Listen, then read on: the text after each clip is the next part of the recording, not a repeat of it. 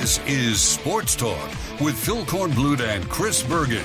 Sports Talk is heard across the state on radio affiliates of the Sports Talk Media Network and is streaming live on sportstalksc.com, as well as Twitter, Facebook, and YouTube. The South Carolina Education Lottery lucky number to call in is 888-898-2525. That's 888-898-2525. Now, here are Phil and Chris with tonight's edition of Sports Talk. All right, welcome back, everybody, into Sports Talk on this Tuesday night. It's a Talking Tuesday here on Sports Talk. We got a lot to talk about. We continue here at SEC Media Days for 2024 in Big D in downtown Dallas. We're at the Omni Hotel, where we had 4 more coaches come through today, including the first ever appearance by a coach from Oklahoma, somebody very familiar to all of us in South Carolina, Brent Venables. He was in with the Oklahoma crowd today. We just had Eli Drinkwitz from Missouri come through as well. Also today we had Kirby Smart from Georgia and Josh Heupel from Tennessee. So a good group coming through today.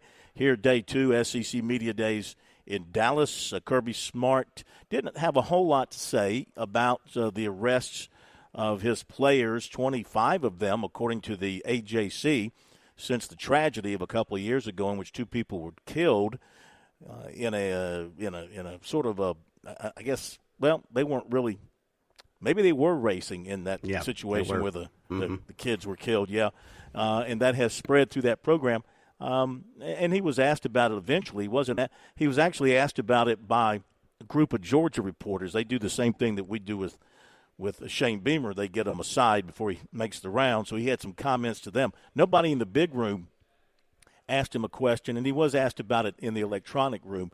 And basically he said that he's disappointed this has happened, but one player has been kicked off the team. One player has been dismissed, a reserve defensive back who had a traffic violation against him, and he said that in some cases they are withholding NIL dollars from players who are arrested with these kind of offenses. But, Chris, I didn't, and maybe because he talked about it so much last year at the same event, really didn't sense from him a deep feeling of anger or that he needs to do something more than what they're doing. I didn't get a feeling from him that that he felt like there was a major problem going on with his program in this situation. How he can honestly look at that and not think there's a major problem going on with his program. Josh sent us a clip today, and he was talking about the new college football video game that had come out, and he made a joke about how it's distributed now and that he's sort of lost touch with how things are. I think he's lost touch with this as well. He's got a culture problem with regards to this, and I would hope that he would be better. But 2.5 years later, we're still dealing with this, so this is just the way Georgia does things. I will give them some credit, and it's not something he's doing. He actually mentioned that one of their collectives is starting to withhold NIL money from these guys, and I think that's the first place you hit them is in the wallet. And maybe also you take away the vehicles that they're driving that causes them to get out and run at high rates of speed. The last couple of arrests we've seen, you had a young man in a Porsche, you had another one in a Dodge Challenger. I mean, you've got sports cars these young men are getting, and obviously they're going to want to drive fast, as all teenagers do. But sooner or later, Kirby's got to step up and make a statement and suspend some of these kids because whatever they're trying to do internally, and then I hear Brent Venables talking about he's had 2 kids with DUI arrests over the offseason, and they're handling it internally. Which to me, unless something changes, means they're not going to do a whole lot of anything to these kids. And we're just raising a group of athletes now that believe they are above the law and have no consequences for any actions. And Kirby Smart's remarks I wish it had been better. It didn't surprise me, though. I mean, we see who Kirby Smart is with the way he's not handled this for 2 years.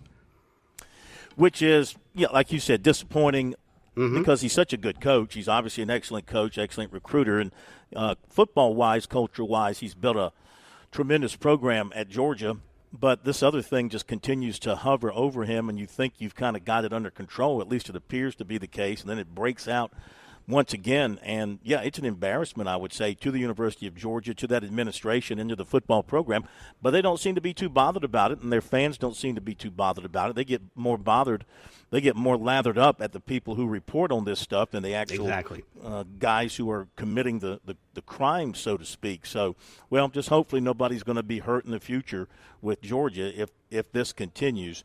So that was a little bit about what Kirby Smart had to say. Obviously, they're going to have an excellent football team again this year. They're going to be right there in the mix. I think Missouri's going to have a very good team again this year. Mm-hmm. Plus, their schedule sets up nicely for them. They've got a chance to get off to a big start with the front part of their schedule. And they've got one of the best quarterbacks in the league returning, maybe the best receiver in the league, or one of the top 2 or 3 returning. If they successfully replace a 1,600-yard rusher from last season, then that offense will be cooking once again. They got enough coming back on defense to be pretty good there as well, because they improved a lot on defense last season.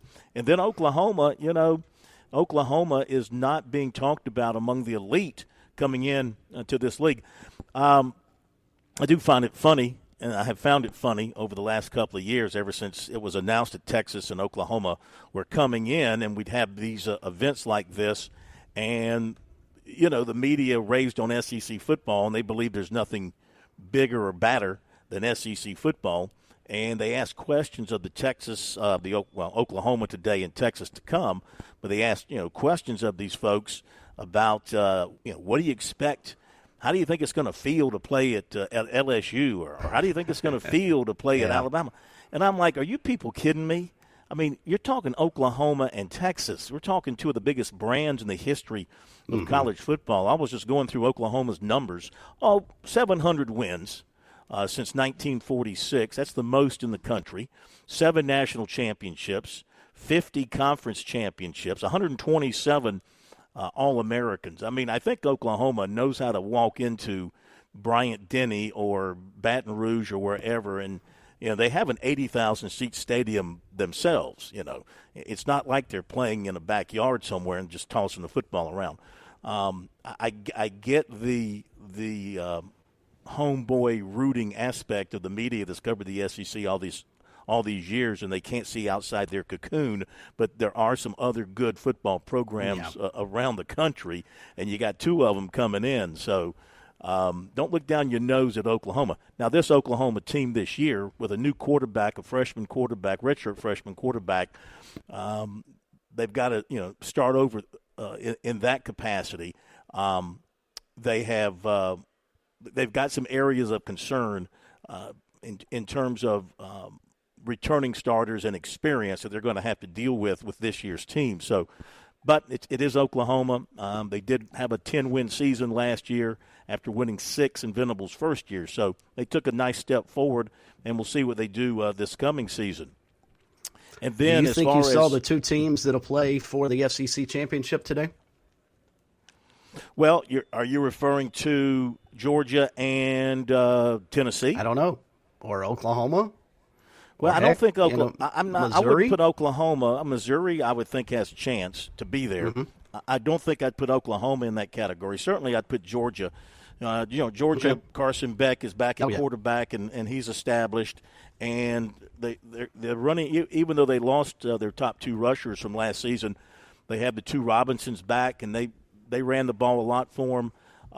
They've got ETN now that his legal situation has been settled. Mm-hmm. They've got him coming in. He could be their top running back. Tennessee's got a lot of talent. They have a new quarterback, Nico Ia Maleva. Now I've been practicing this. Nico Ia Maleva. Nico. We'll have to get used to it. Mm-hmm. Yeah. Well, when you say Uyangalele, but Uyangalele is easy compared to this. Well, after you practice it. For a while.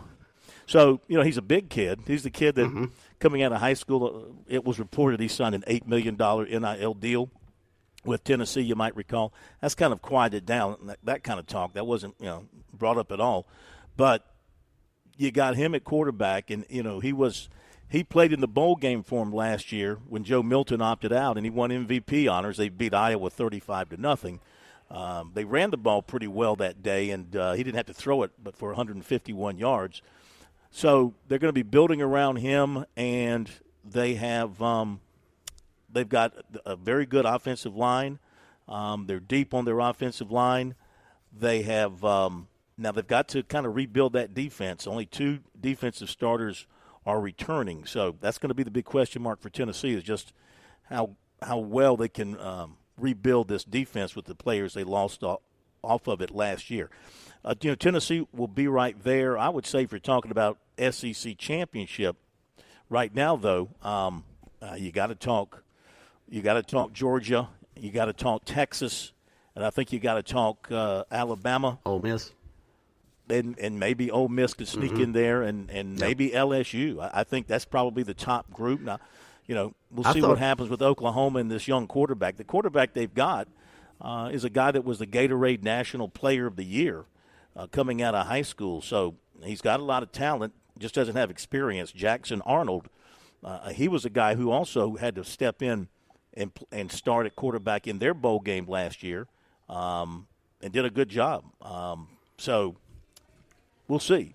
Again, I just think Oklahoma's got a few too many holes to fill to be right there in the championship mix this first year.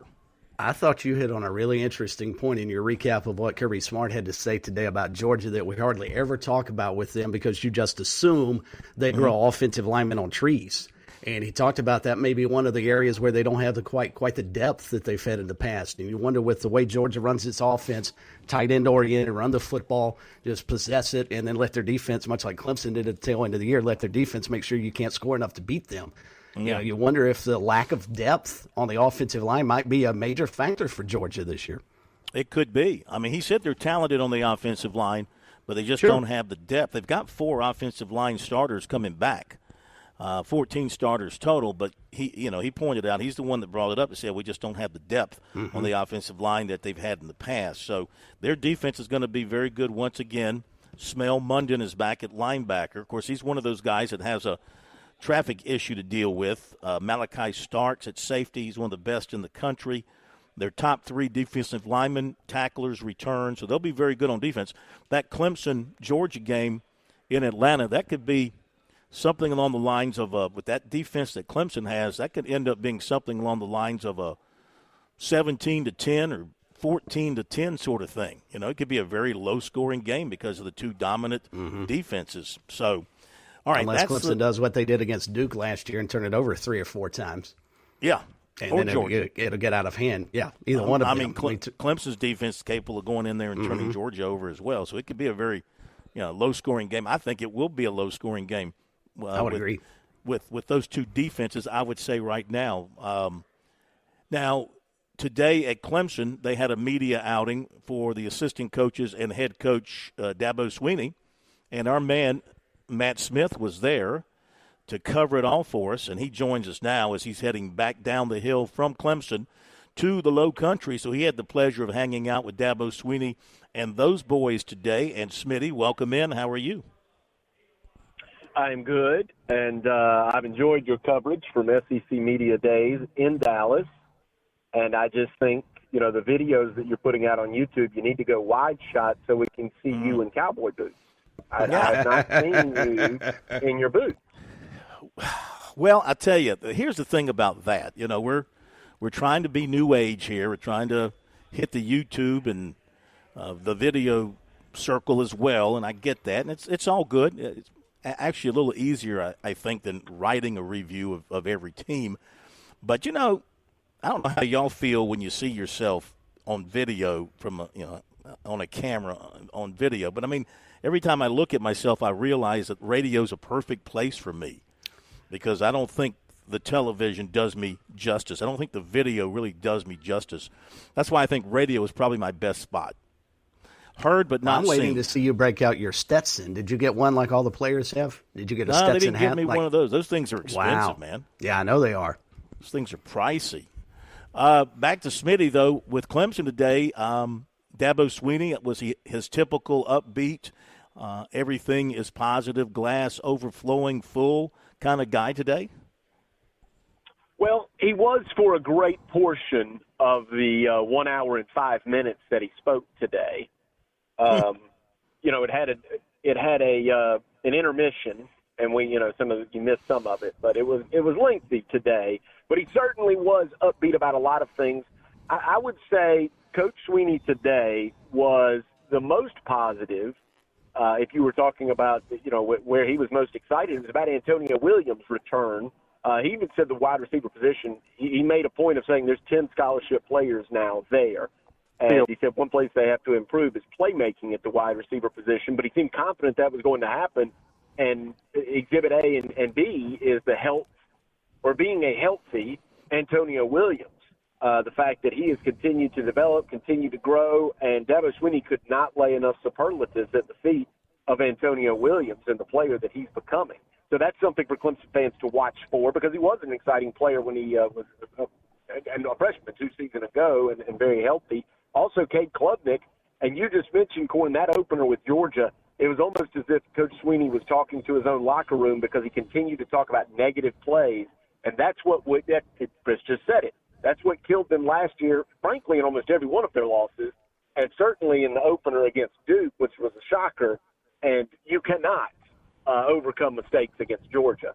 It can't happen. So you can't have negative plays. So, but Dabo Swinney talked also highly of Cade Klubnik, and I thought made a good point that sounds like a good point we could make on shows just like ours, which is so often these highly touted players like Cade Klubnik come in, and the assumption is, to use Dabo Swinney's phrase, they're going to be Johnny All-American their first year. But it doesn't work that way for everyone. Players are judged over the course of their career. Oftentimes you forget the struggles of a young player. Peyton Manning, you could go back, was not a superstar, probably not all conference and a Heisman contender his first year starting.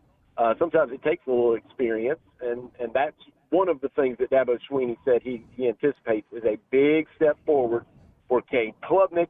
All the usual suspects were mentioned. That defense is certainly going to be salty, one of the best nationwide.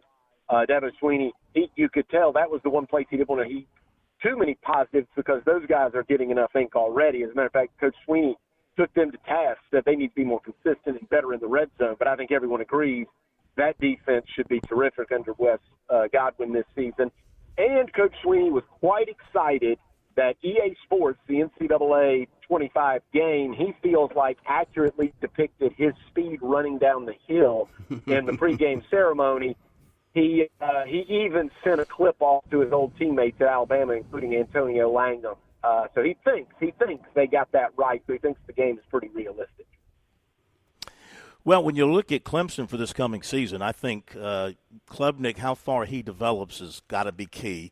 If he plays all season long like he did the fourth quarter in the bowl game, they're going to be just fine, because he played with his hair on fire in that fourth quarter as they had to rally to win that game. I would have some concern about their offensive line going into this season. I still think there's some question marks there. Some places have to be settled, especially at center. I think that's a big question. Big question mark. Going into this season opener. The beautiful thing about playing a great team in your first game is you're going to learn a lot about your own team. You're going to see a lot of your warts, and you'll see a lot of your strengths as well, depending on how the game goes. So, now defensively, I think Clemson's defense will be as good as anybody in the country. When you can take a Peter Woods, Chris, and move him outside and play him at defensive end, and you got T.J. Parker on the other side, that tells you, A, you got some great depth in the middle because you can afford to move Woods outside, and B, it tells you, especially in the case of Woods, you got a special athlete at that size playing at defensive end. It's almost comical how much talent they've got on that defensive side of the coin. I found it fascinating. Smitty touched on it. I looked it back up. Clemson in the red zone last year allowed scores on 29 opportunities. Team scored 24 times.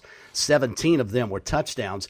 And Smitty, I understand Coach wanting to look at which side of the coin is the better one. And he's talking to his defense, and he wants to slice them down a notch or two so they'll work hard. But I'm curious, and I wouldn't have a chance to go through and find out, but how many of those were set up where the offense puts them in a bad situation where they took over, first and goal with the 8 and had to try and stop them from scoring? I'm not so sure you can lay all the blame at the feet of the defense with regards to their red zone efficiency. No, I think you have just made that was the point that I was about to come back and make sure we made was, Dabo Swinney hit on this as well. Clemson was ranked in the hundreds of fumbles lost.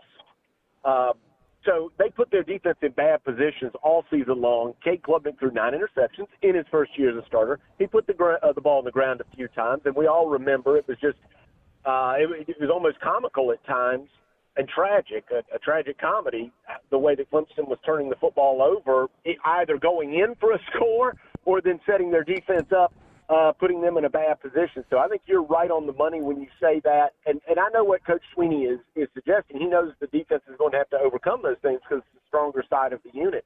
But the truth is what he needs Cade Klubnik to do against the better opponents especially is play clean football. And punts are okay because you've got such an elite defense that has such depth. And, Cord, to your point about the offensive line where they have question marks, they do have question marks, and what Dabo Swinney's comment on the offensive line was they've got talent. They just need to evaluate which the best 5 are and the best 10 out of that talented group. But he's very confident. I think I'd say going into the season, anybody would tell you, you don't have to read Phil Steele to know that everybody would say Clemson needs to improve along the offensive line and they need to improve their playmaking at wide receiver. And Coach Sweeney kept hammering the point that there is talent in those two units.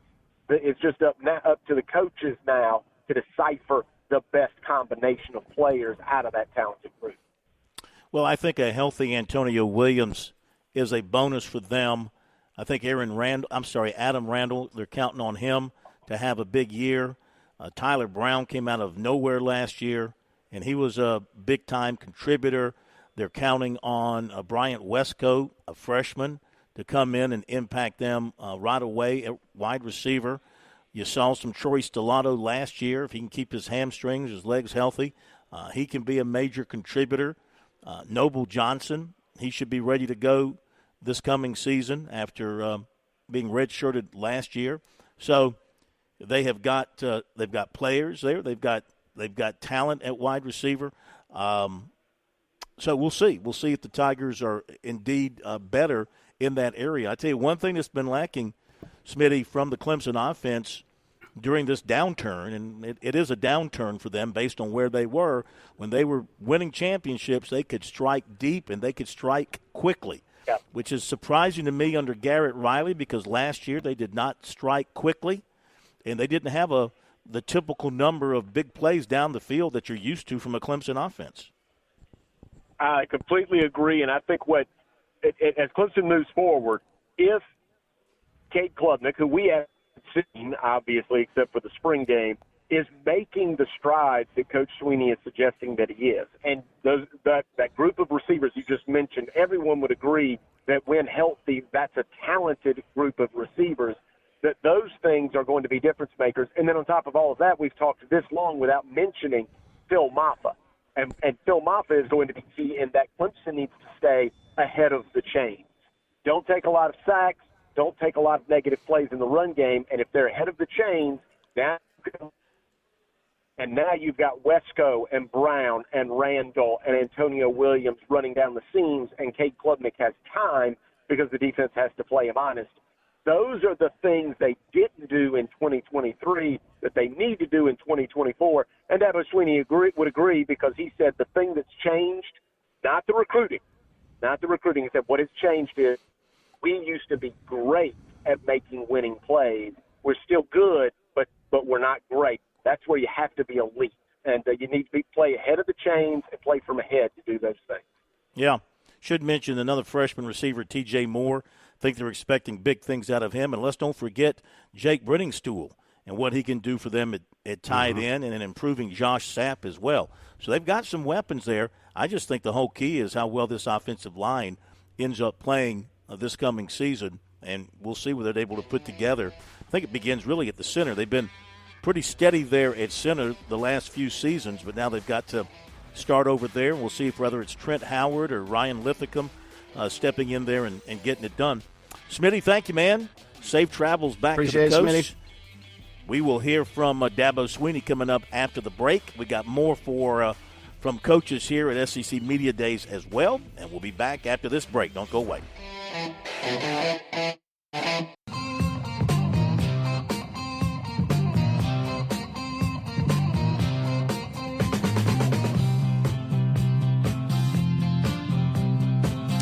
Back on Sports Talk here at SEC Media Days. Phil Kornblut, Chris Bergen back in Sardis, Josh Cohen back in Columbia. We'll take some phone calls as we move along.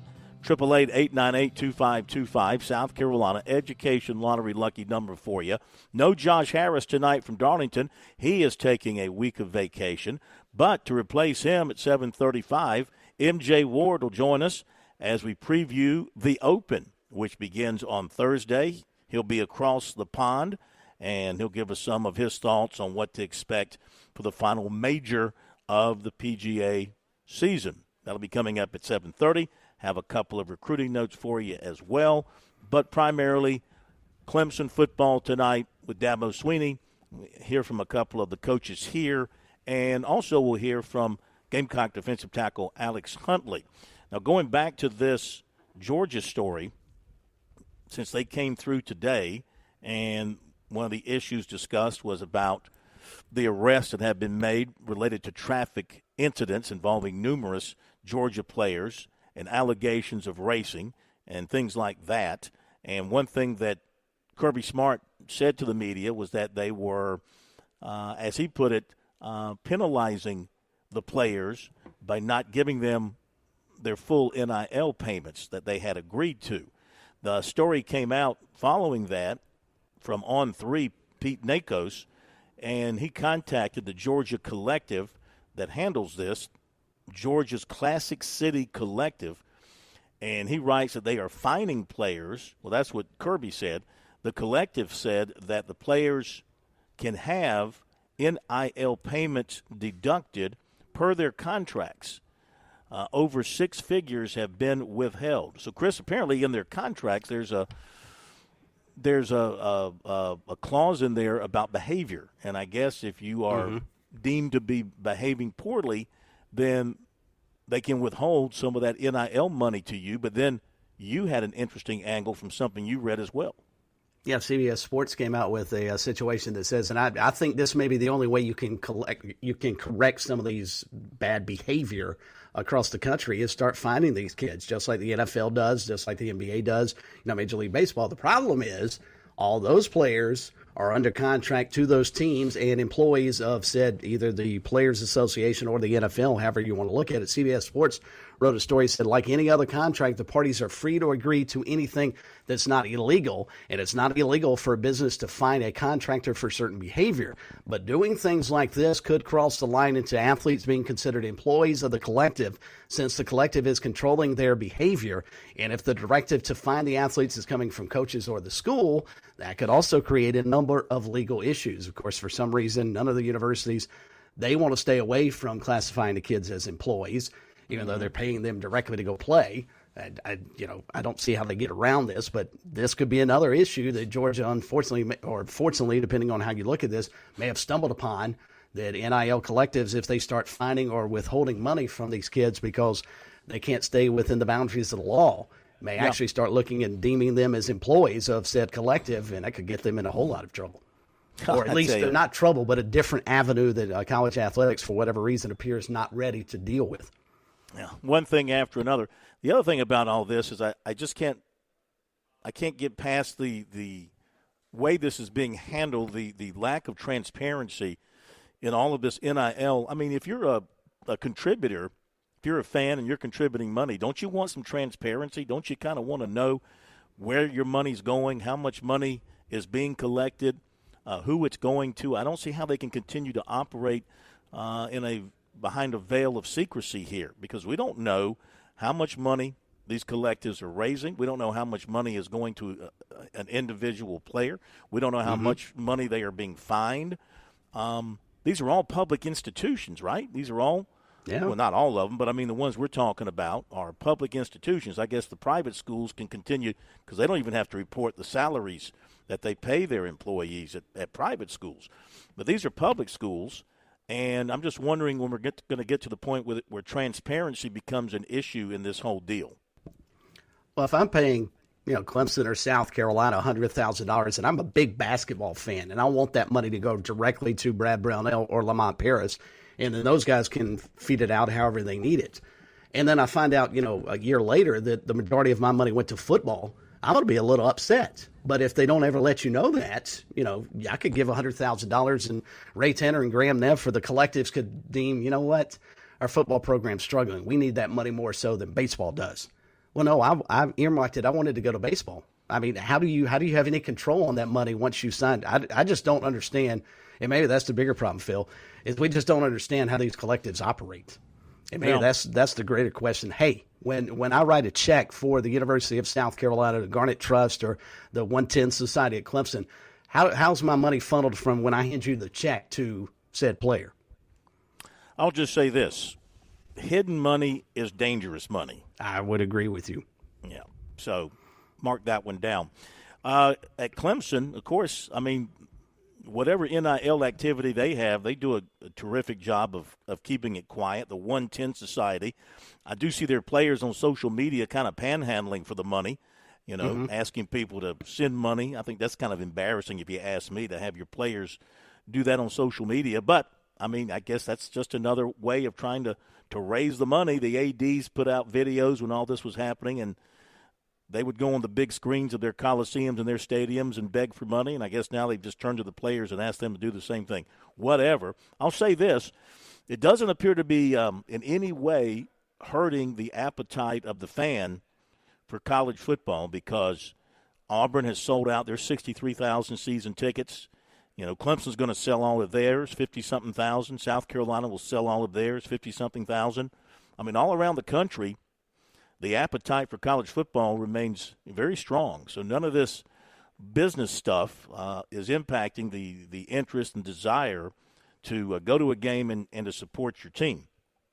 With that being said, Dabo Swinney met with the media today to give a preview of the upcoming August practice drills for the Tigers.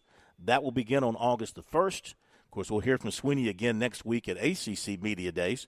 But we give you a little taste of what's on the Tigers coach's mind at this point as he talks about Cade Klubnik, how hard he has worked and how much he has improved at this point getting ready for the 24 season. Yeah, he did a great spring. He really did. And, we don't put a lot on the spring game, good or bad. It's just one of 15 days, and it's really the one day where you kind of everything is diluted. But we evaluate him on what we've seen, each and every day, and even this summer, part of it.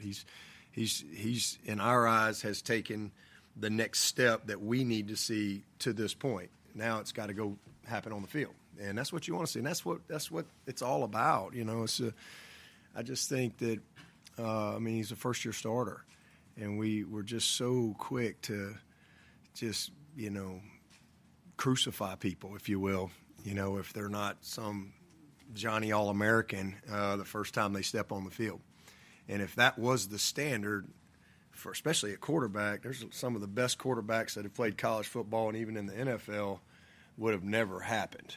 Right, guys get better, and it's a developmental game. If you're made of the right stuff, and you have the talent, you got to have the talent. But if you got the talent, you're made of the right stuff, the right type of character, football character, work ethic, will to improve, then you're going to get better. And he's got all that. And so we expect him to take another big step for us, and he's really not that far.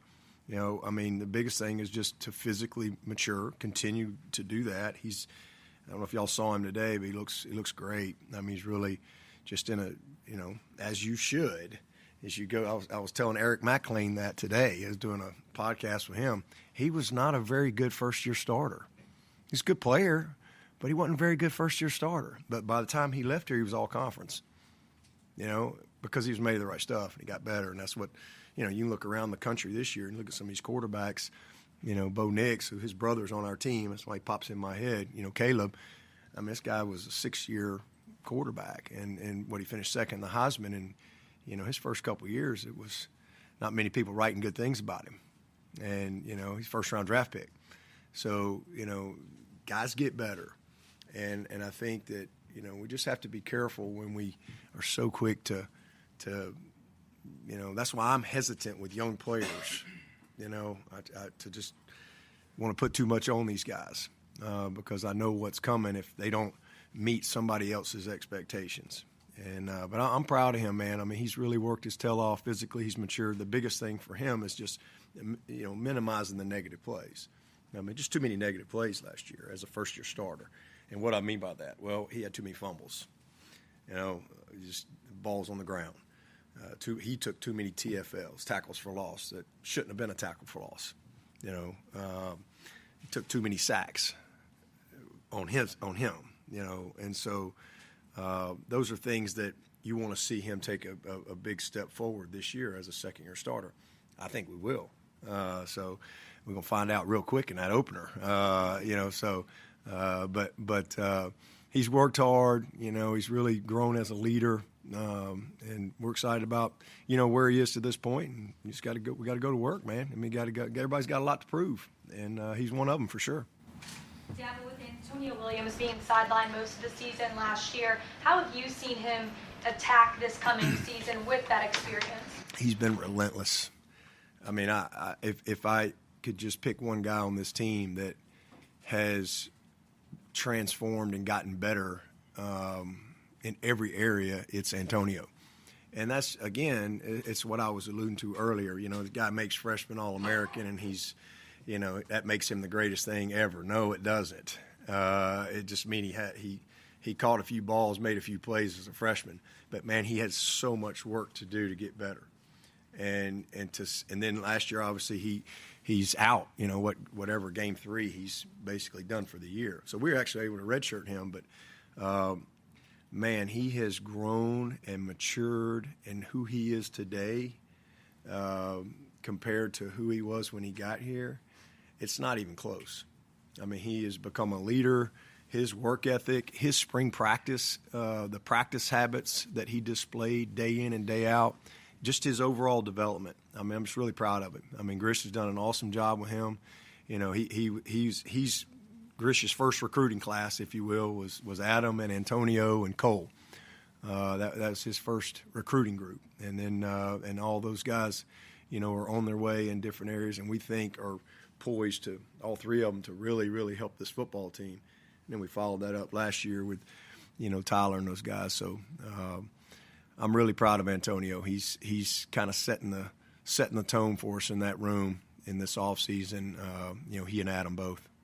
Clemson turned down the ACC and ESPN's request to play South Carolina on Friday night. Did Graham ask you if you had an opinion on that? Do you ever foresee where you would want to play a game on Friday night in Death Valley?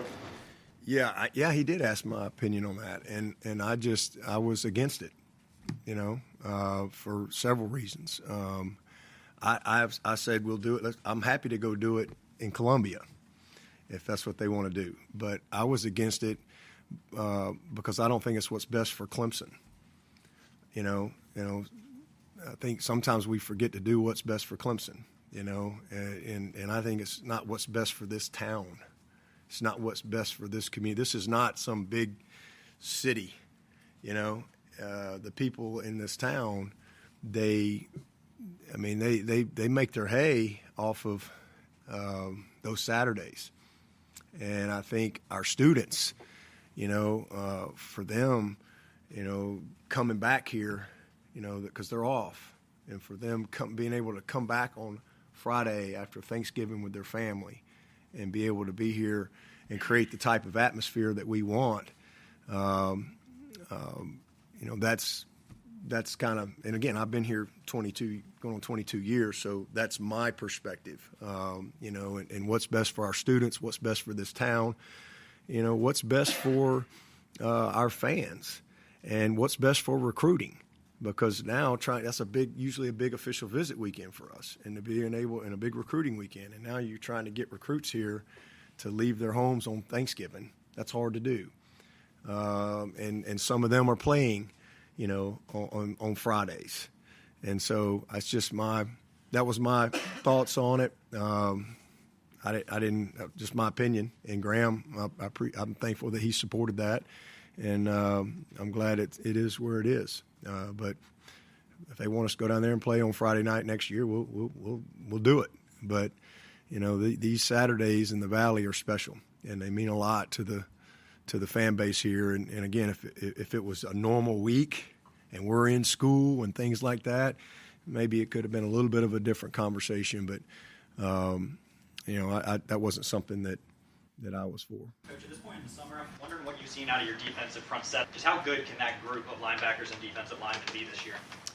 Well, we're going to find out. I mean, we got a lot of guys on that side of the ball that's got a little bit on their resume, but it's to be determined. I think they got a lot to prove. I mean, we had 2 freshman All-Americans last year in TJ and Peter, but can they go build on that? That neither one of them were elite last year. They have the ability to be great players, but they got to take another step this year. There's a lot of things that they needed to improve upon, and they've worked really hard. And Coach Eason and Coach Rump are pushing those guys. I mean, we got guys. Cape Hart, y'all saw him come on last year. Peyton Page, I'm proud of those guys and where they are and how they worked.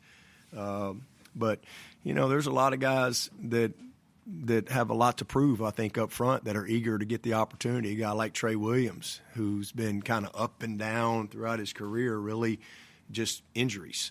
And, for him to be able to have a full spring and now a full summer, I think he's a guy that could make some noise. We got some dynamic young players that, like a Steph Island-Green, a Vic Burley, who haven't played as much, that I think can come along and add the type of depth. Jaheim, Armand, Hoffler. I mean, we got a lot of guys, but I think a bunch of them are still a work in progress. And certainly we know what we got in Barrett and Wood as. I mean, those are 2 big-time leaders for us, unbelievably committed guys. Barrett came back, to finish, and we expect him to finish very well and to lead this group. Same thing with RJ. We've got a good little veteran group in RJ and Venables, and Koval's coming back. He's going to be a third-year guy to go along with some really young, talented guys. Got like Khalil and Kylan, and then we got some guys like Robert Billings and Kylan Webb that didn't play as much last year, that are coming off of red shirts to mix in with that group. All right, that's some of Dabo Swinney. That's just a very little piece of Dabo Swinney. He went over an hour today. So the whole thing is up on our website at sportstalksc.com. It's also in podcast form, SoundCloud, and Spotify, and other podcast holding areas for us, so you can catch it there as well. So, I think Clemson is going to have the chance to do some big things this coming season. Offense will offense and the kicking game. I think punting is fine. Place kicking remains to be seen. We know what that was for the Tigers last year. That was drama every time they ran somebody out there. And again, Dabo Swinney's never had a quarterback that he didn't think was among the best in the country. Sometimes he was proven right, and other times he's been a little bit out of his lane in playing up his quarterback. We'll see if Klubnik's the answer. This is the year for Klubnik. I mean, yeah, he was a first-year starter last year, but he played a lot the year before. So he's been in the program for a while, and second year with the same offensive coordinator. That's got to help. So, I mean, it's either Klubnik or bust, because they got nobody behind him who's ready to step in and be the guy at this point. And props to Dabo, too. And I mentioned this last week when we got back, and I'd seen the story on vacation that he told ESPN what they could do with the idea of moving the Carolina game to Black Friday. I hope Shane Beamer and USC would do the same thing next year. That game does not need to be played on Black Friday for a lot of reasons. And Dabo laid out a lot of them, and he missed He talked about recruiting, but he missed on one of the biggest reasons why. That's one of the biggest and most sacred weekends in high school football in our state. It's Upper State, Lower State weekend. You want to kill high school football in South Carolina, play the Gamecocks and Tigers the same day. That can't happen. That just cannot happen. And I hope Shane Beamer and USC will take the same stance if they are asked by the SEC and ESPN to move that game and leave it on Saturday. Well, South Carolina's apparently made it clear that they were willing to do it. Yeah, and that's a mistake big time. They were willing to do it. The colleges don't care about the high schools anymore because those who are going to go to high school games are going to go to high school games, and those that are going to go to the college games will go there. I'm with you.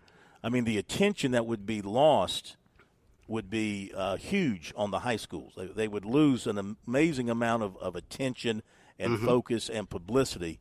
So and fans. I would hate Phil, to see these are fans that would go to the Carolina Clemson game. Yeah. But if you ask them, hey, I'm going to go watch Dillon and Lamar play, or Clemson, South Carolina, the high schools are going to lose out every time unless your son plays for one of the high schools. Yeah, I agree. All right, we got to run to the break, and we'll come back with more. Baseball draft is over. Several more players with state ties were taken today. We'll go over that for you. And we'll also hear tonight from Alex Huntley, USC defensive tackle, his thoughts about his group, what's ahead for the Gamecocks this coming season, and some comments from Kirby Smart and MJ Ward on the British Open. Got all that coming your way here on Sports Talk. Back after the break.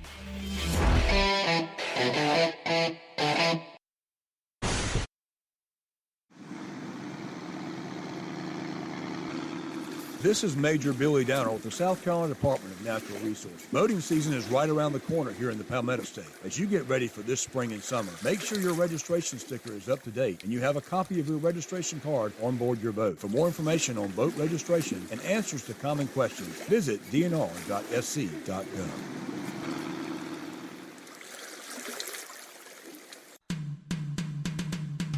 Relax this summer with a promotional rate on select travel purchases with your Founders Federal Credit Union credit card. Now through August 31st, get 6.99% APR for 6 months on qualifying purchases, including airfare, hotels, restaurants, and cruise lines. Don't let interest rates slow you down this summer. Visit foundersfcu.com/travel to learn more. Not a Founders member yet? Founders has the financial tools you need and the personalized service you deserve. Stop by an office or visit foundersfcu.com to learn more about Founders and see if you qualify for membership. On March 1st, 2025, the promotional APR will revert to the effective APR as previously disclosed. Call 800-845-1644 for details about credit costs and terms. Membership qualification required.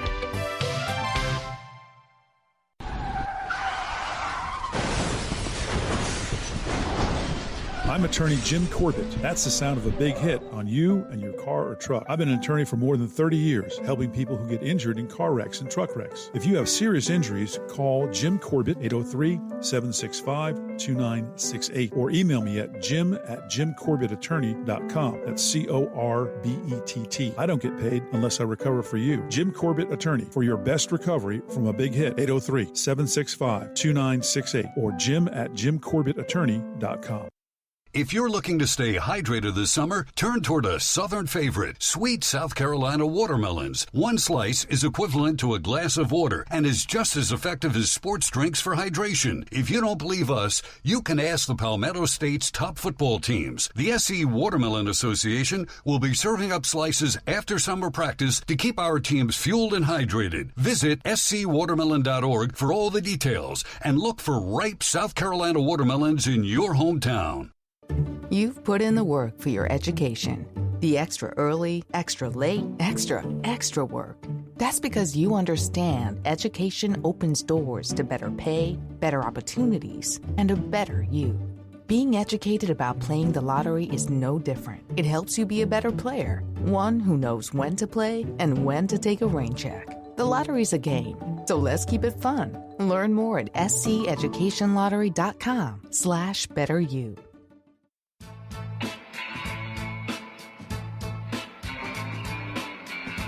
I just figured out why I feel so negative about myself when I see myself on these videos we're doing, Chris. It's because I'm just in the TV room that I'm sitting in, the electronic room, I'm just surrounded by all these beautiful people, these young whippersnapper TV reporters, men and women, like 1/4 my age, and they look like they're in the prime of life, and, I look like death warmed over compared to them. So maybe the problem is I shouldn't be comparing myself to them. Maybe secretly they're comparing themselves to me. It'd be a scary thought on their end. Be back after the top of the hour break.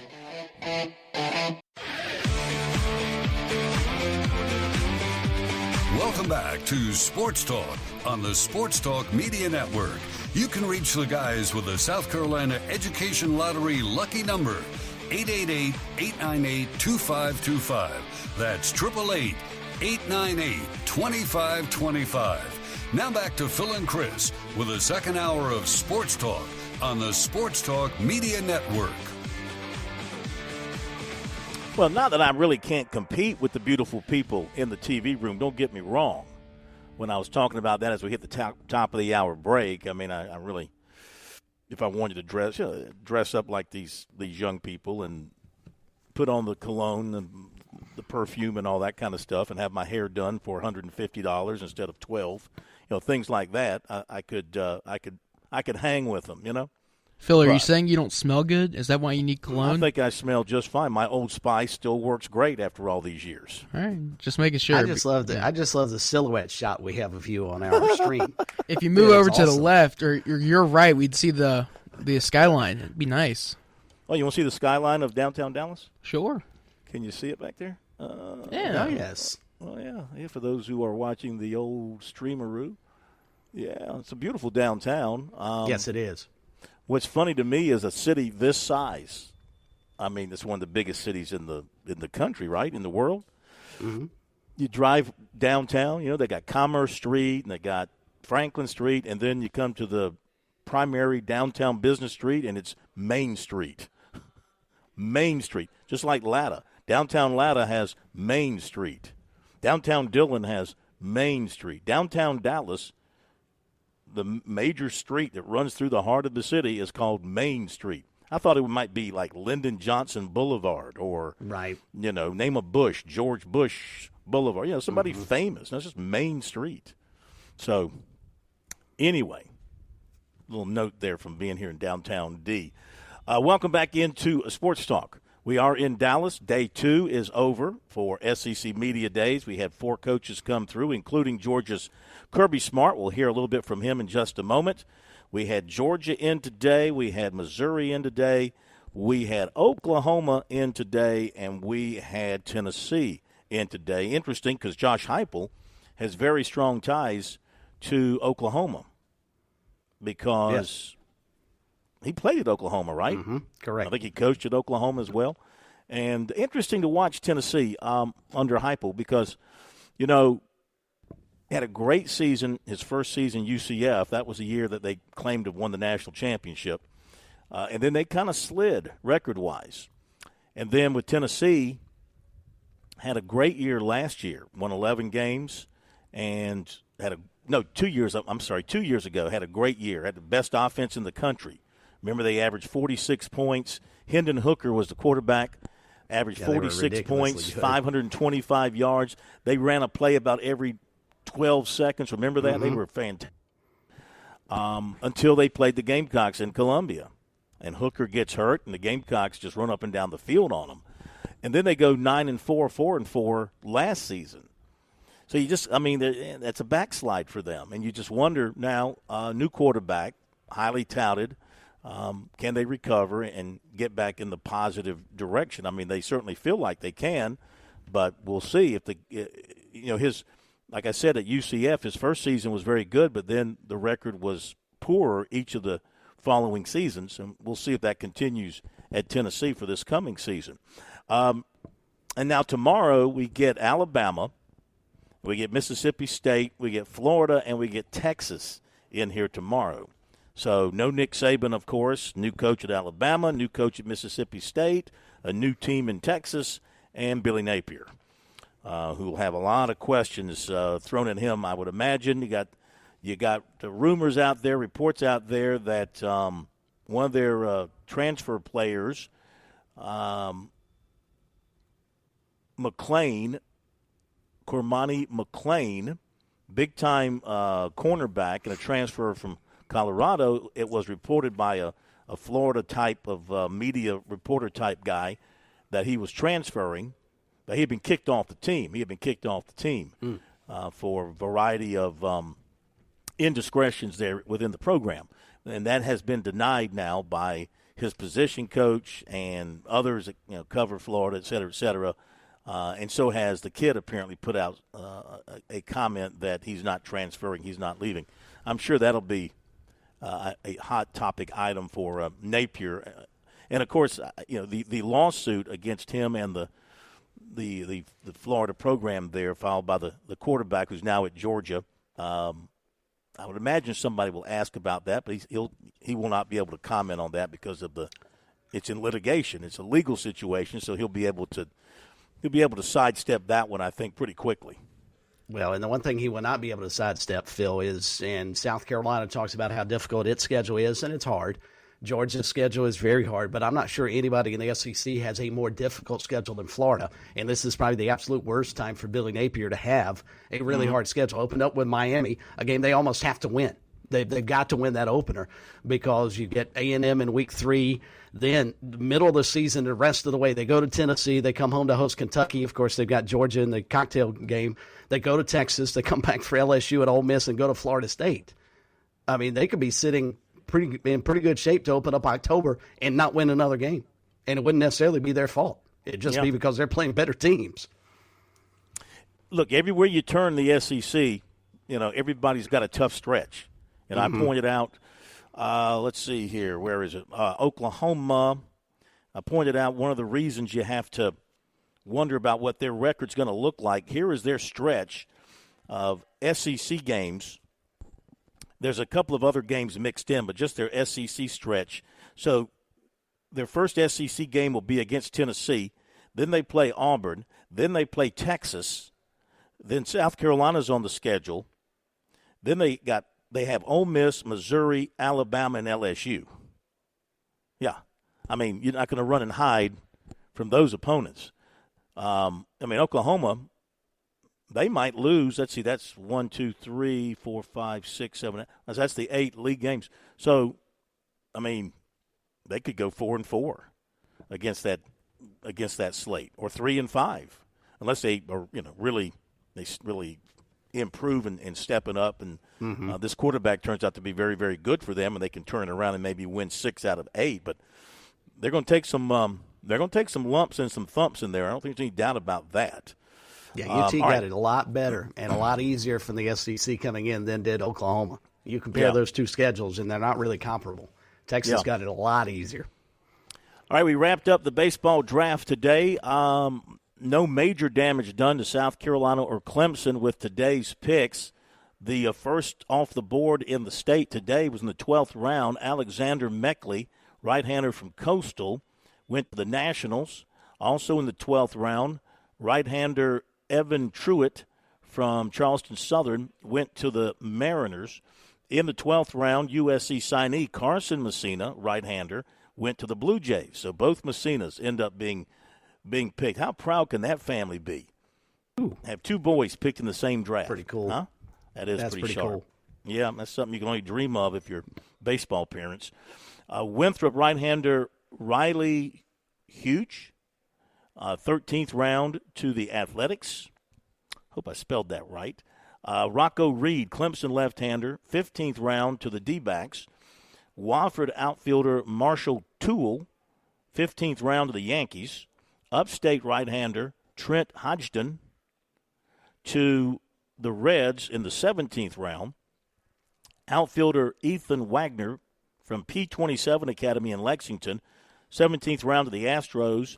And Brendan Lawson, shortstop from P27, 19th round to the Cardinals. So there you go. That's it from the state of South Carolina. We end up having a total of 24 players selected, players who have a connection to the state of South Carolina. So there you go with the story on the draft. Okay, Kirby Smart, let's hear from him, the Georgia head football coach. one of the coaches in today at SEC Media Days, and we pick it up with a question from an enterprising reporter in the electronic room. The question to Kirby Smart.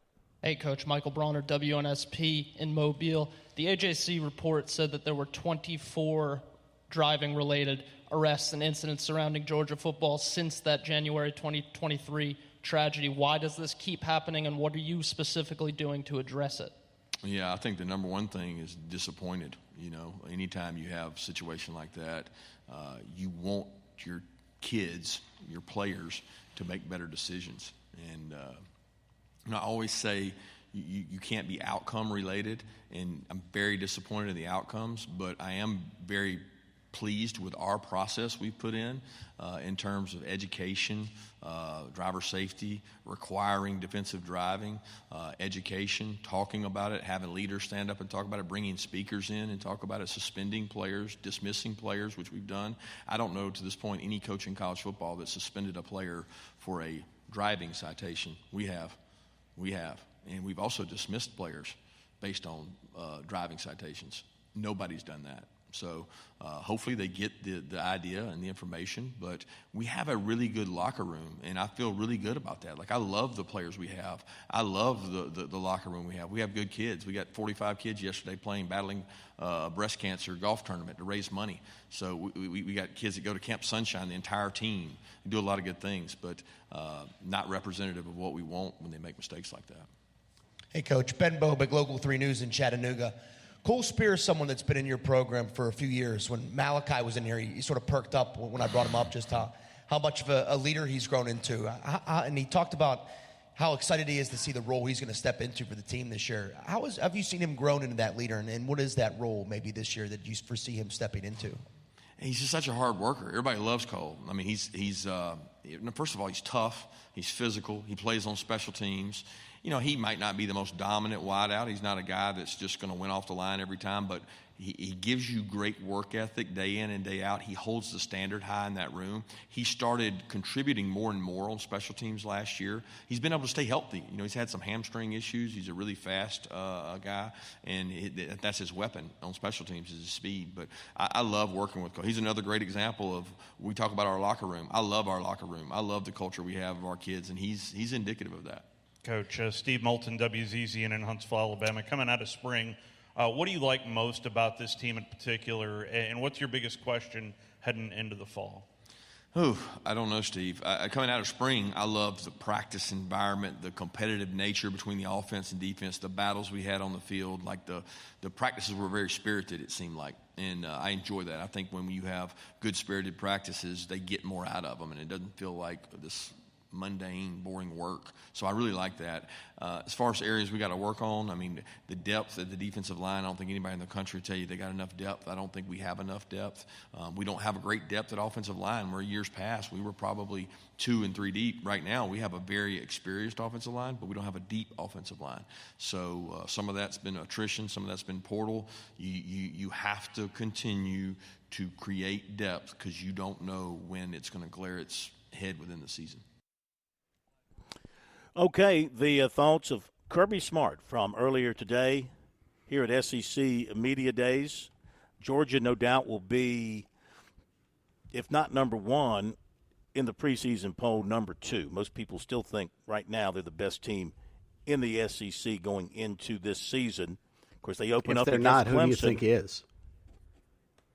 Well, Texas? I think that Alabama will get a bunch of votes. I think Texas will get a bunch of votes, yeah. I think Alabama, Texas will get a bunch of votes. But they open up against Clemson, of course, and that's not going to destroy either team's hopes for the postseason. But the winner will certainly be in a great spot. But now after they play Clemson and then they have a scrimmage with Tennessee Tech, they go to Kentucky and they go to Alabama. So 2 tough road games ahead after the first 2 games of the season for them. So we'll see what this Georgia team is able to do. We're going to hit the break here on Sports Talk and be back in just a moment. Talk a little Gamecock football as we hear from one of the senior leaders on the Gamecock defensive line, Alex Huntley. Who would have thought when he and Jordan Birch out of Hammond committed and signed the same year at South Carolina, that it would be Huntley who'd have the more long-standing positive impact on the program than Jordan Birch. Tells you about hype and rankings and all that kind of nonsense. Back in just a moment. There's a lot of things we take for granted in our lives. Your home's AC will run cool. Your drive-through coffee will be hot. And the car will start when it's time to take your kids to school. It's when things don't go as planned that you start thinking about who to call and where to turn. The good thing is, you can prepare for life's most difficult days by calling the Larry Lucas Agency today. Larry is a State Farm agent that has been taking care of people across South Carolina for more than 2 decades. You probably have insurance, but switching is easy, and bundling can save you hundreds or more. Most importantly, the Larry Lucas Agency can help you choose the protection you want at the price you want. All backed by South Carolina's #1 home and auto insurance company. Visit LarryLucasAgency.com today or give Larry a call at 803-799-1998. Like a good neighbor, Larry Lucas State Farm is there. Call Lawyer Lisa. Experience the difference with Lawyer Lisa. Hi, I'm Lisa Hostetler-Brown. Helping an aging loved one arrange for their care can be one of the most difficult things you will ever do. Fortunately, you don't have to navigate this maze alone. Lawyer Lisa's knowledgeable life care team can lead you down the right path. Visit LawyerLisa.com to see how we can help. Call Lawyer Lisa. Experience the difference with Lawyer Lisa. 7511 St. Andrews Road, Irmo, South Carolina. You're listening to Sports Talk on the Sports Talk Media Network. We're back in a moment. The South Carolina Education Lottery has a new rolling jackpot, and trust me, our state hasn't seen anything this big before. How big? Harbortown Lighthouse big? Bigger. Bigger than the Ravenel Bridge? Even bigger. Not bigger than Table Rock. With this new rolling jackpot, Palmetto Cash 5 is officially too big to ignore. Palmetto Cash 5 draws nightly, so play today. Check if your numbers are winners in the Players Club app or at seeducationlottery.com. Overall odds are 1 in 10. Top prize odds are 1 in 850,668. George Bryant here with Tsunami Bar Sports, and wow, Tsunami Robbie, there is now an amazing technology that you can use when you train receiving large game without having to endure pain. Please explain. George, that is the magic combination. I have 3 simple words to define that entire concept. Stimulation, not annihilation. Regardless of your training goals, there is a level of stimulation that is optimal for your desired gains. Tsunami Bar's flexible bar technology meets these demands because the user determines the level of stimulation with the amount of speed and force they impart into the bar or training device. Hey, this is Phil Kornblut. The Tsunami Bar is a terrific training device, whether you're working on your fitness or your golf game. It's convenient, it's easy to use, and you won't feel beat up afterwards. Be sure to click on the digital ad on SportsTalkSC.com and get 5% off any order using promo code BBB5. Don't wait. Order today.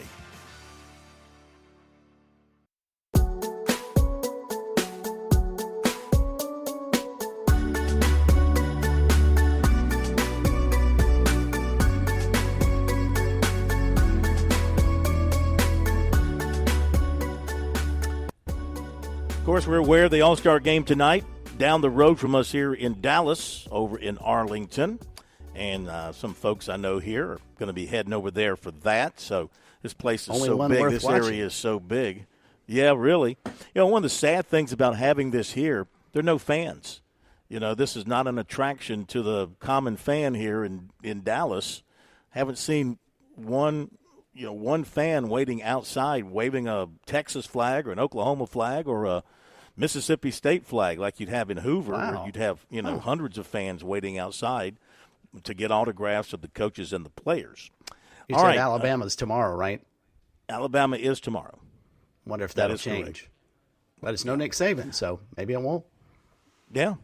All right, Alex Huntley, USC defensive tackle. He was here with the Gamecock contingent yesterday, and, of course, they'll be counting on him to be a leader up front on that defensive line. Here is what he had to say to the South Carolina media. No, I take that back. This was from the electronic media room. Alex Huntley taking questions. AP Stedham, AP and Kelly, as we say, it's syndicated radio. What needs to happen with the South Carolina defense to improve in the win total? Yeah, I think we have to play on Saturdays the way we've been practicing and preparing this offseason. I feel like the defense as a whole, we've got a lot of newcomers, a lot of transfers and young guys who have came in and they've helped the team tremendously. And so I think all we have to do is show the world what we know who we are and, just do it on Saturdays. Left side. Kind of going off of that, what has given you confidence this offseason that you guys are primed for a bounce-back year? There's several things I'd say. First, depth. We got a lot of guys who came in who have put an immediate impact on our team, on our defense. And so that's something that obviously helps you in every aspect. I think last year didn't go the way anybody on the team wanted it. And I think we all came back from that with a real big chip on our shoulder, ready to work, ready to, just do what we got to do to win.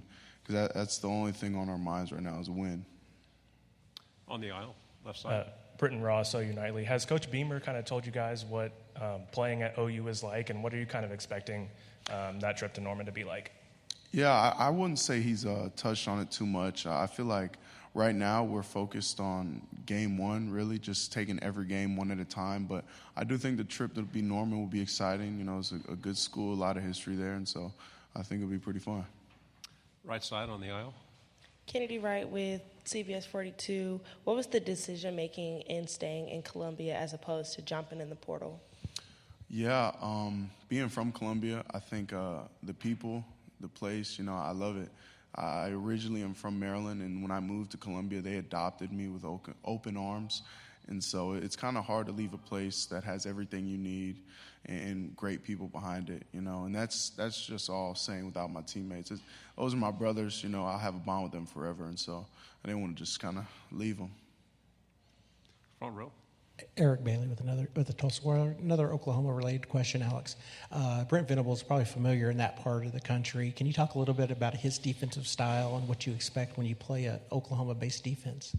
Yeah, I'd say they're going to be fast, aggressive, trying to fly around the field. He's a coach with a lot of, I give him, aura, on the defense side of the ball. But he's a great coach, and so I expect, great things. But I just know that we're going to prepare how we prepare and see how it goes on Saturday. On the aisle, right. Dan Pack, ESPN 106.7 in Auburn. Origins of the nickname Boogie. Yeah. Before I could even remember, I know I used to crawl really fast, and my brother said, "Look at him, Boogie." And then I started playing football at about 4 years old. My mom said, "Go Boogie," and the rest is history. On the aisle, in the back. Courtney Mims, Pig Trail Nation. Rocket Sanders joining the program. What's he been like for you guys so far?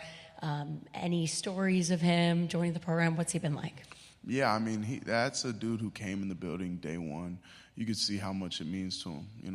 His care factor is huge, and all he does is work. And I think he's great for a lot of guys to see a guy who came in with an already big name, already stats to his name, but he still didn't miss a beat in workouts. He grinds, and so I love having him on the team. I'm glad he came. We'll go back to the front row here. We got a chance to get to know Coach Beamer when he was at Oklahoma for a couple of years as an assistant, and we saw his energy, his vigor. We saw in a game where he headbutted guys with helmets, had to get stitches at halftime. Can you talk about his energy on the sideline, what he means to you as players when during games, and what he's like, what he brings to the team? Yeah, like you said, y'all have seen it. He's a guy with high energy, high care, but I think a lot of things that people don't really talk about is passion and hunger. I think those are the two things that I take from Coach Beamer, and I think a lot of the team takes from him. He really loves what he does, and he loves being able to coach us, and he wants it so bad, and I think we all do. And so being able to play for a coach like that, it's really easy to kind of fall in line because he has the same standards that we have. So he's a great coach. I'm lucky to be able to play for him. Okay, there you go. Alex Huntley, right there in the middle of that Gamecock defense. I think, Chris, this has got the potential to be one of the best Gamecock defenses in many years.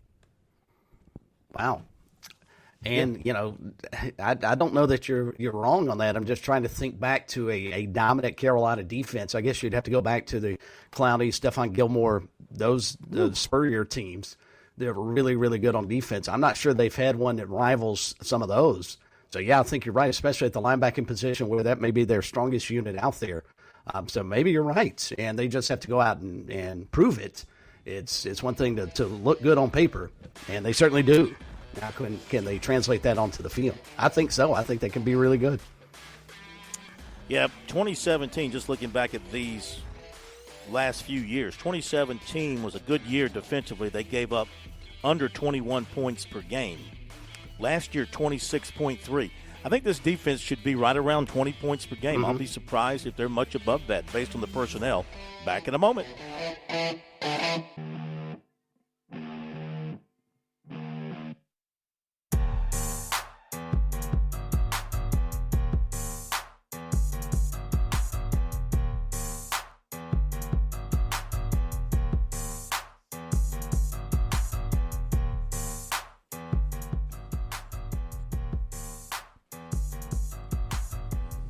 All right, welcome back, everybody. Sports Talk Media Network. Some recruiting notes coming up, and we'll try to maybe wrap things up with some phone calls in just a couple of minutes. 888-898-2525 is the phone number. I want to remind you, you're still looking to get away for a summer vacation down at the beach. Make sure you call Jimmy Smith at James Smith Realty, Paulie'sVacationRentals.com. Pawleys Island, a wonderful place. It's the place to be, one of the places to be at the beach.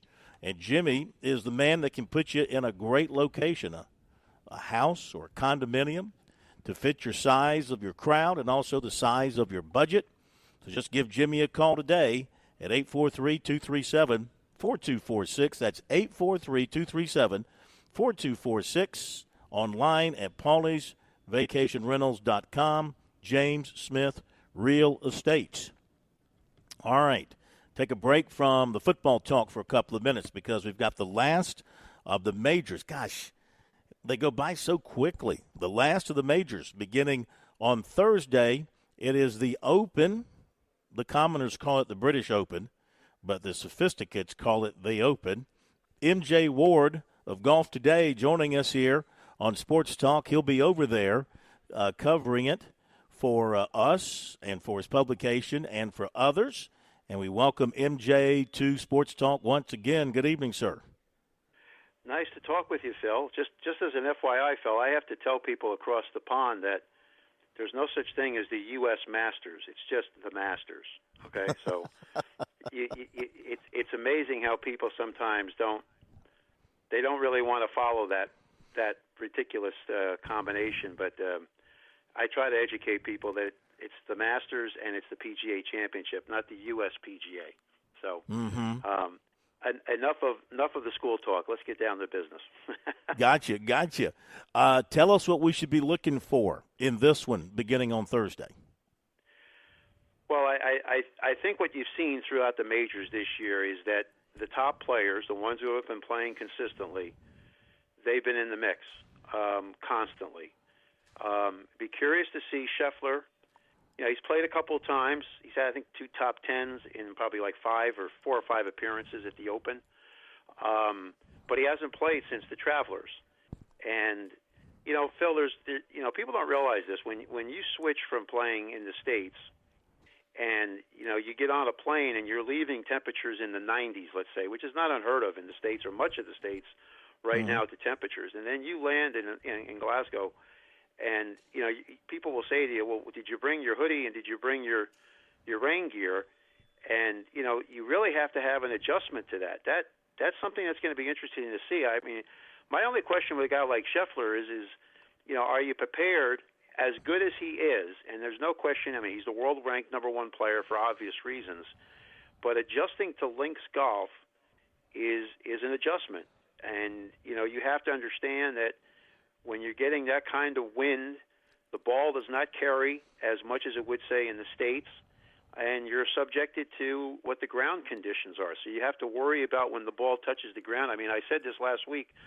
The Scots are famous for saying that the game of golf only begins when the ball touches the turf. And there's a lot of things that can happen, you know, and you really need to have a real good game plan for how you're going to adjust to that. I think it was a major feat for a lot of guys who played in the Scottish Open last week at Renaissance, and then just to get adjusted. The time difference, the way the ball's reacting, et cetera, et cetera. I mean, I don't want to overdo it. I mean, Scotty Scheffler is a world-class player. He's very capable of playing elite-level golf wherever he happens to play.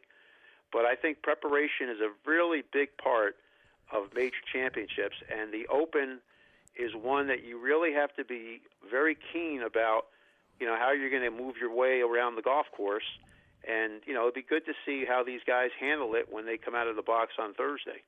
Are there certain clubs you leave in your bag on this links course and with the conditions and, what they'll be facing? One thing you have to be mindful of, the bunkers, to paraphrase a commercial in the States, it's like the Roach Motel. You go in, but you don't come out, okay? So you have to be very careful about many of the bunkers that are on the golf course because usually the areas around the bunkers are closely mown, so any ball that is probably within 20 yards could easily find it, especially off the tee shot.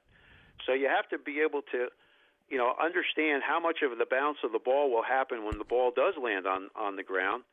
So drivers, yes, you can attack the golf course, but you have to be smart about doing it. Troon sets up very easy for the first third of the round, and then the intensity meter starts to pick up when you start to get to the seventh hole. And, of course, there's the world-famous postage stamp hole. It's only 130 yards, but you're hitting from an elevated target to a perched green that literally is quite small, hence the name postage stamp.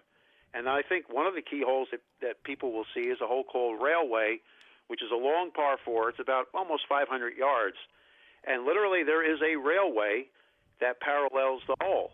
And if you happen to miss the shot to the right, out of bounds is very much in play.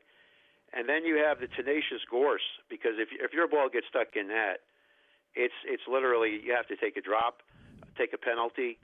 So, like anything else at the Open, Phil, it all depends upon sometimes, too, when you played, because the weather can change very dramatically between morning and the afternoon tee times. So sometimes it's a benefit to go early, and then there's the flip side. Sometimes it's a benefit to go late. But, to have Troon, you got to score early. If you score early, you're going to be out of the box with some momentum. If you don't score early, then you're going to be really having to fight for what you're going to be having to deal with probably the last 6 or 7 holes. Most of the back 9 is into the prevailing wind. So you're going to have to really demonstrate that you can golf your ball in order to shoot something of a decent score. Visiting with MJ Ward. So I noticed with the tee times, the first 3 will go off at 6:35. That's game 1. I love how they identify the pairings by game 1, game 2, game 3, so forth and so on, down through the list. So the first game goes off at 6:35, and the last one goes off at 4:27 p.m. Now, right. Why the stretched out? It's 11 minutes between tee times, I guess, all the way through. But I mean, is that odd to be teeing off at 4:16? Keep in mind, Phil, when you look at Scotland, and a lot of people don't realize this. I mean, if you looked at a world map, Scotland is basically the equivalent of where Nova Scotia is. Okay, if you were going across the ocean, so sunlight lasts longer during this time of year. So, as a traditional thing at the Open Championship, it's preferred to have the players all start at the first hole, and then they end obviously at the 18th hole. Mm-hmm. But there's plenty of light. I mean, that's not going to be an issue. But like I said before, what can change is the wind and whatever Mother Nature is going to throw. The forecast right now looks like it's going to be a mixed bag. I mean, it's not unheard of to get spritzes of rain that could come through, but they can go quickly past. But you have to adjust to these things, and you're going to have to shape golf shots. Be honest with you, if there's any major for a veteran player, I mean, Tom Watson almost pulled it off in 2009. I mean, it would have been probably the most unbelievable sports story of all time that a 59-year-old could win the Open Championship 32 years later after he won it at Turnberry. So, when people talk about Tiger Woods, some of the older players, a lot of experience, they can play different shots. They don't have to worry about length per se. But one of the real tests, Phil, is going to be adjusting to the slower green speeds. I mean, the green speeds at Troon, they're probably not going to be much more than a 10, on a stimp meter. If you compared it to Augusta National, which is probably 13 and a half, maybe a little bit more. But the reality is, if you had green speeds too fast at the Open, there's the possibility that the balls can oscillate on the greens because of the wind. And they've had that happen where they've had to suspend play at the old course a couple of times when the wind speeds get really blowing. So you don't really see putting contests as much, but putting will be a challenge because American players have really grown accustomed to playing on greens that are really, really quick. The flip side of it is, you have to make sure that you put your ball in the right spot so that you can attack accordingly. And so much of what goes on with the Open is getting in the proper position in the fairway so that you can take advantage of whatever is going to be in front of you. And, if you look at people who can play well tee to green, Rory had a phenomenal week at the Scottish Open. He just was not helped by a putter that just didn't really make anywhere near as many putts. But he's on form. And it would not surprise me that we're back in the same question again of, how will he fare when he gets back into a contending role. So it's going to be a very interesting mix of young players that are coming up, people like Ludwig, who's played well all year. He did not finish strongly last week at the Scottish Open. Robert McIntyre just won the Scottish Open. He had won the Canadian Open. Be an interesting story to see if the Scotsman can pull off a daily double, winning the Scottish Open and then winning the Open Championship on back-to-back weeks. Be a lot of interesting storylines going on here because the Open, Phil, and I've said this to you guys before, the Open and the U.S. Open, to me, are the two most important championships. But the Open is really a global enterprise. There are people who have watched golf, and the Open has always been the center point of it.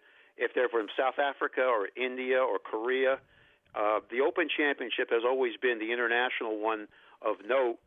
And in many ways, we can thank Arnold Palmer for, bringing back to life the Open to being what you see today.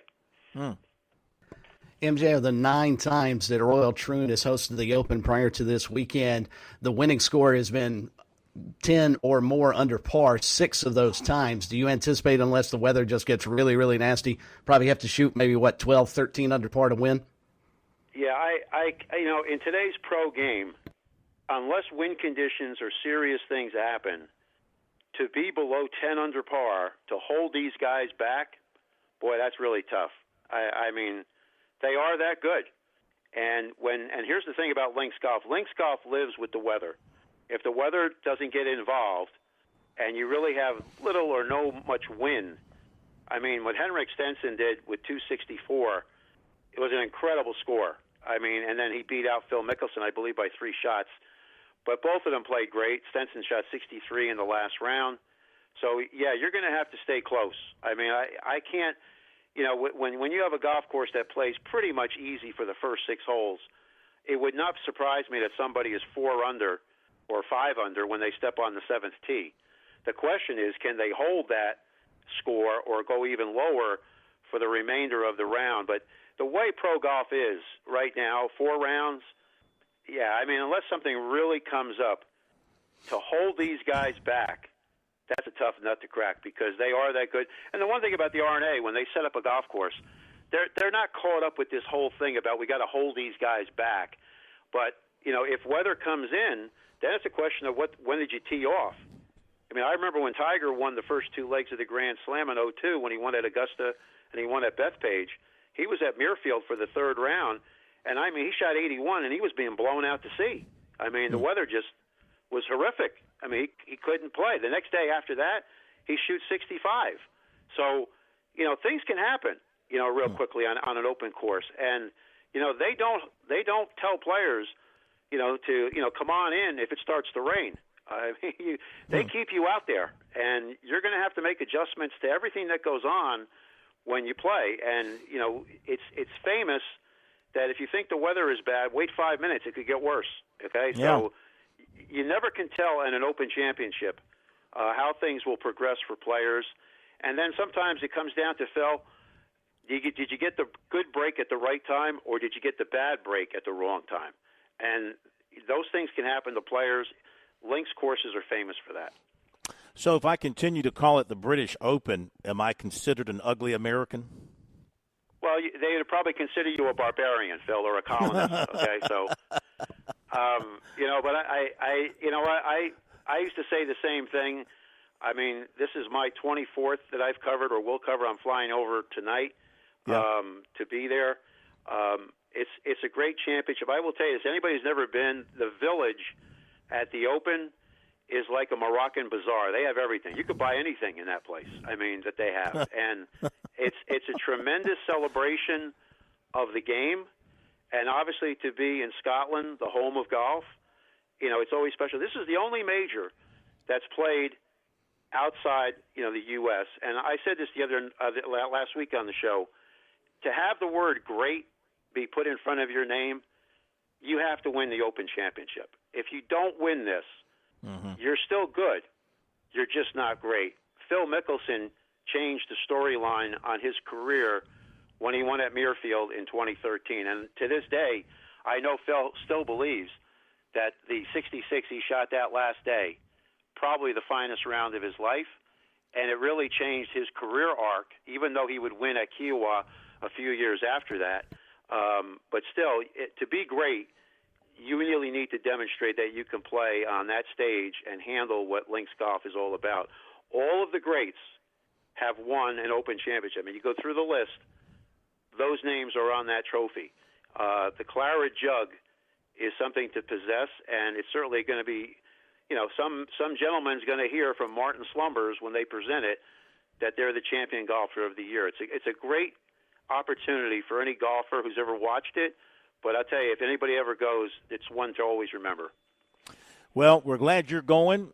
We appreciate you being with us. We tell folks to follow you at Golf Today, to read what you write, and we look forward to having you with us on Thursday and Friday, and safe travels over there. Thanks, MJ. Well, Phil, I'll make sure to tell them that you said it was the British Open, and if they have any complaints, they should just call you on your show, okay? So. They can just look us up on YouTube and fire away. Yes. Yeah, more than happy. I'll tell them if they can get through. Then you might have an audience with you, and you could give them the lowdown on what's the correct way to the terminology for the tournament. So I look forward to being there. Always a pleasure to be with you guys. You too, man. Thank you very much. Safe travels, MJ Ward. Not to be. He's amazing. Listening to MJ, his recollection, his ability to on a moment's notice, in the middle of speaking, just recall something in the golf history. Yeah. What somebody shot a particular year or how they handled a particular course. It's mind-boggling. Well, not to be that ugly American that you were referencing, but what do folks in England call the Open that's played here? The U.S. Open. Mm-hmm. So why can't we call the one they play over there the British Open? Well, because as my mentor and former boss, Don Williams, would tell you, that a person is identified or an event is identified by its name, by what it's called. And its name is the Open. The fact that, people like us might call it the British Open makes it incorrect. They call it the Open. That's their name, the Open. So if you don't call it the Open, you're being incorrect. So henceforth and forevermore, we shall refer to it. Be called the Open. As the Open. The Open Championship. All right, thank you, MJ. Look forward to your stuff over there. Got a couple of quick recruiting items. Of course, recruiting is kind of toned down a little bit while we wait for some guys to make their announcements, as folks are now starting to gear up for the season. Recruiting is brought to you by Seawells. They want us to remind you Gamecock fans out there, if you're looking for season game parking at Williams-Brice, Seawells will have space for you. They have space for you, but you better act quickly because it won't last forever. 803-771-7385, or you can email them at seawellscatering@gmail.com. They do permit tailgating, of course, on their property. They're also offering parking for the upcoming soccer match at Williams-Brice Stadium. Who's going to that? Josh, you going to that? Have you got your tickets? You heading over there for that? I'll go for media. The soccer match? I'll go for Sports Talk, but I'm not paying for tickets. No. Didn't it sell out in like 4 hours? I'm sure it did. Yeah. I'm sure it did. Now, Seawells never sells out of food, all right? So you need to get over to the delicious daily buffet, 11 to 2, tomorrow being Wednesday. Have we got the menu real quick? Yeah, we do. Fried pork chops, baked flounder fillets, and lasagna. And I have a question. Thursday, honey barbecue and hot chicken wings, meatloaf, and then fried meatloaf, fried SWAI nuggets, hopefully that's I don't know what that is. SW I don't know what that is. Let's look. I don't know what that is. Yeah. I think it's just a typo maybe. Very best in the catering business, the good folks at Seawells will take care of your special event. 803-771-7385, online at SeawellsCateringSC.com. I do want to say the food here is fabulous. They serve us a great lunch. And here's the most important aspect of this whole week here, Chris. The brisket. From my seat in the electronic media room to the dining hall, I guess you would call it, where they're serving lunch, 14 steps. 14 steps. You've measured it out. Nice. Yeah, 14 steps, door to door. I can be there in a matter of seconds. So I don't know how to pronounce it, but it's a type of fish. So. Okay. What is it? SWAI. Sway? I don't know. And Friday is not a roast beef Friday. It's a Thanksgiving Friday. Turkey. Yeah, carved turkey and cornbread dressing and fried chicken and then pulled pork. So, sounds good. Nice. Get over to Seawells, 11 to 2. I'd be there if I weren't here or on vacation as I was. Got to get back to Seawells very, very soon. Just a couple of recruiting notes as we look at some things. Neither one of these is good for South Carolina. It's a couple of projections. Tom Loy from, I think he's 247. Yeah, he's at 247. He's come on board, and he is projecting Auburn to be the winner for Jared Smith out of Thompson High School in Alabaster, Alabama. Yeah, South Carolina recruited him very hard and did some really good things with him. But to pull a big-time, he's a big-time recruit from the state of Alabama away from Auburn or Alabama, if they want him, if they go all in on a guy like that, that's very hard to do for a program where South Carolina is right now.